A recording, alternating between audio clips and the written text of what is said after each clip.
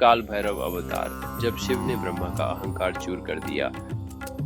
एक समय की बात है जब ब्रह्मा जी और विष्णु जी के बीच इस बात को लेकर विवाद हुआ, सबसे बड़ा कौन है। ब्रह्मा बोले, मैं सृष्टि करता हूँ, मेरे बिना तो तुम हो ही नहीं सकते। विष्णु बोले, परंतु मैं पालन करता हूँ, तुम्हारी रचना को मैं ही चलाता हूँ। बात इतनी बढ़ गई कि ब्रह्मांड में अशांति फैलने लगी। तब भगवान शिव प्रकट हुए, एक अंतहीन प्रकाश स्तंभ ज्योतिर्लिंग के रूप में। शिव बोले, जो इस प्रकाश के अंत को जान ले वही श्रेष्ठ है। विष्णु नीचे की ओर गए वराह रूप में और ब्रह्मा ऊपर की ओर हंस रूप में। विष्णु ने स्वीकार कर लिया कि वह अंत तक नहीं पहुंच पाए, लेकिन ब्रह्मा ने झूठ बोल दिया। उन्होंने केतकी के फूल से झूठी गवाही दिलवाई कि वे शिव के अंत तक पहुंच गए। शिव यह देख क्रोधित हो उठे। उन्होंने कहा, ब्रह्मा, तुमने सृष्टि रची पर अब अहंकार ने तुम्हें अंधा कर दिया है। क्रोध से उनका तीसरा नेत्र खुला और उसी से प्रकट हुए काल भैरव, एक अत्यंत विकराल भयंकर काले रंग के देवता।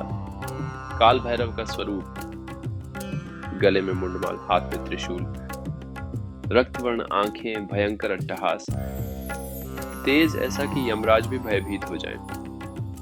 रुद्र रूप, विनाश और न्याय का अवतार। काल भैरव ने क्रोधित होकर ब्रह्मा जी का एक सिर काट डाला। पुराणों के अनुसार ब्रह्मा के पहले 5 सिर थे, एक सिर झूठ बोलने के कारण हटाया गया। इससे ब्रह्मा का अहंकार चूर चूर हो गया। उन्होंने शिव से क्षमा मांगी। शिव ने कहा, तुम सृष्टि करता हो, परंतु अब से तुम्हारी पूजा नहीं होगी, यही तुम्हारे लिए दंड है।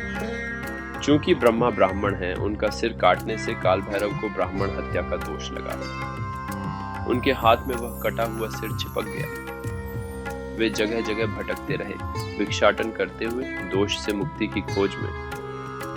अंततः वे पहुंचे काशी, वाराणसी।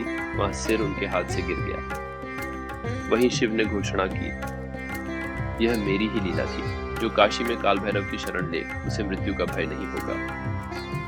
इस कथा का गूढ़ संदेश, ज्ञान और रचना जब अहंकार से जुड़ जाएं तो विनाश निश्चित है। शिव केवल विनाशक नहीं, वे मर्यादा और सच्चाई के रक्षक हैं। काल भैरव इस बात के प्रतीक हैं कि सत्य की रक्षा के लिए कुछ भी किया जा सकता है, भले ही वह कितना भी कठोर क्यों न हो। आज भी काशी में काल भैरव को काशी के कोतवाल कहा जाता है। माना जाता है कि बिना उनकी अनुमति के कोई आत्मा मोक्ष नहीं पा सकती।